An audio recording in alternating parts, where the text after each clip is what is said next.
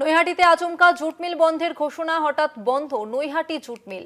নোটিশে suspension of workers. 4,000 শ্রমিক বেকার সংকটে পাটের দাম বৃদ্ধির কারণ দেখানো হয়েছে। দেবপ্রিয় সরকার রয়েছে আমাদের সঙ্গে ফোন লাইনে। দেবপ্রিয়, কি অভিযোগ, কি ঘটনা ঘটেছে? দেখো, এটা হচ্ছে বীজপুর বিধানসভা কেন্দ্রের অন্তর্গত নৈহাটি জুট মিল। এই জুট মিলে প্রায় 4,000 শ্রমিক কাজ করে, স্থায়ী অস্থায়ী মিলিয়ে। এবং আজকে কিন্তু হঠাৎ করেই প্রত্যেক শ্রমিকরা কাজে যোগ দিতে এসে দেখে যে মিলের গেটে সাসপেনশন অফ ওয়ার্কের নোটিশ ঝুলিয়েছে মিল কর্তৃপক্ষ। এবং যেখানে উল্লেখ করা হয়েছে যে কাঁচামাল অর্থাৎ পাটের মূল্য বৃদ্ধি হওয়ার কারণে যোগান কম থাকায় কিন্তু এই মিল বন্ধ করা হয়েছে।